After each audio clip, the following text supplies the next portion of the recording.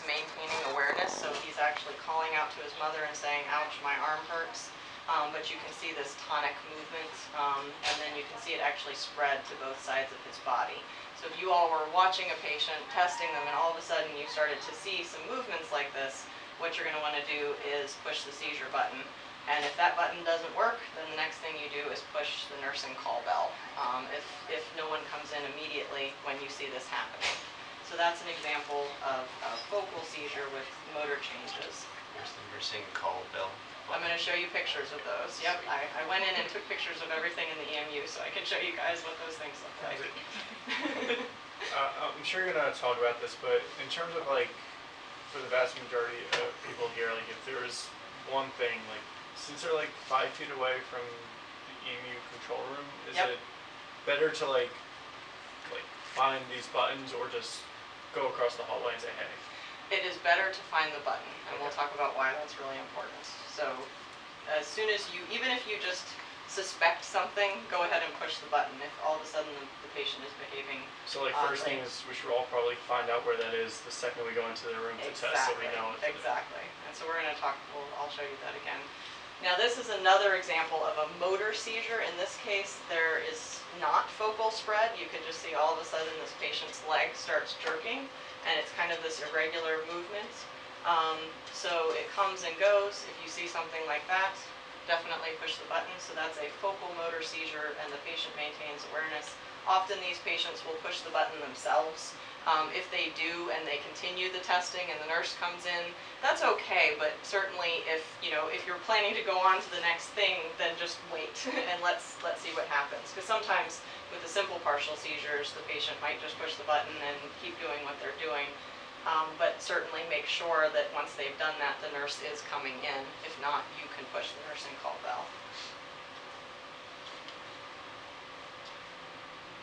Now here's another example.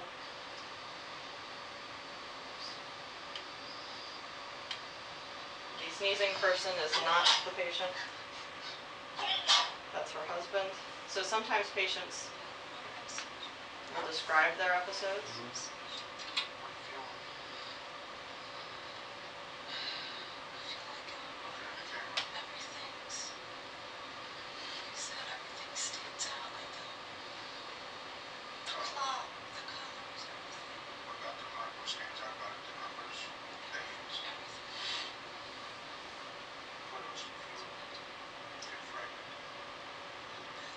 Can you guys hear? I can't see my opposite. Okay, look to the left. What do you see to the left there? Black spot. What else do you see? I can't see. All I see is black spot. So what you saw was that she actually reached over and pushed the button herself and then started describing the episode. So you would want to stop the testing, let the patient describe what's going on, make sure the nurse comes into the room.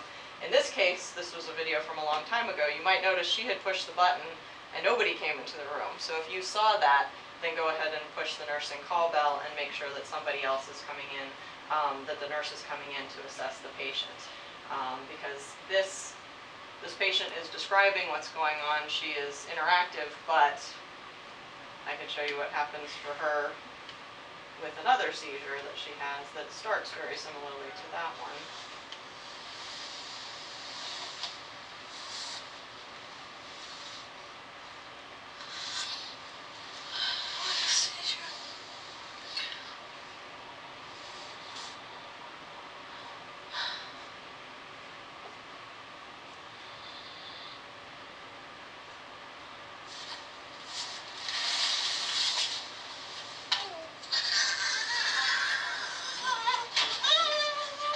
Obviously that is not what we want to have happen. So she said she was going to have a seizure, but you saw she didn't get time to push the button. So if somebody says, I'm going to have a seizure, and you guys are right there, push that button, the nurses will come in. We've changed a lot of things. Again, this was a long time ago. You see that like her bed rails are down.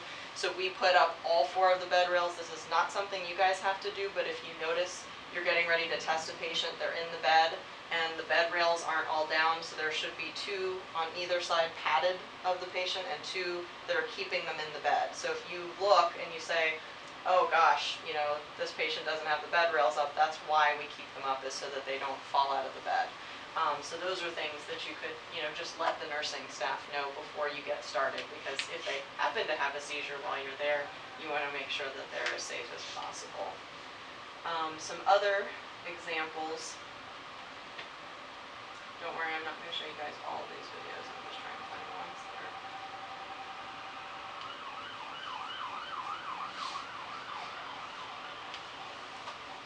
So this gentleman is on the phone, and you hear him start to kind of make this grunting noise.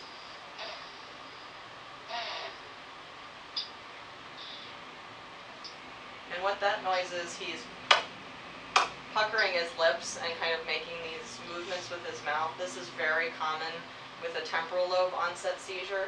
So if you see somebody and they've been responding, you're doing something with them, and then all of a sudden they sort of start grunting, start smacking their lips, or start reaching down and picking at things, it's not that they're bored with the testing, it's actually that they're starting to have the seizure. Often patients don't know that they have this type of seizure, so they might not even realize that something's going on. They might not have had time to push the button. I know often patients' families will go out of the room when you're doing your testing, so you guys, might have to look and say, oh, that looks like that might be a seizure, let's go ahead and push the button.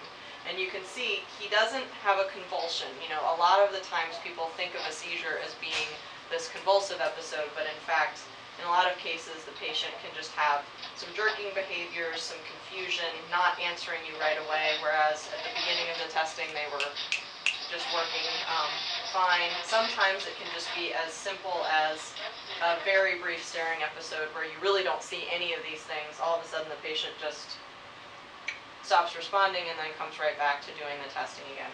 For all of those reasons, you're going to push the button. Here's what his button looks like right there.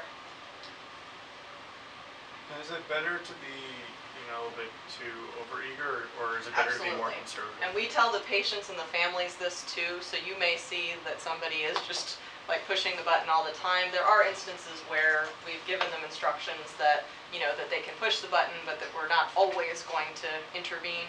For you guys, if there's any question, just go ahead and push it. We really want to make sure that we get that information and that we know what's going on. So those are some examples of what the seizures look like.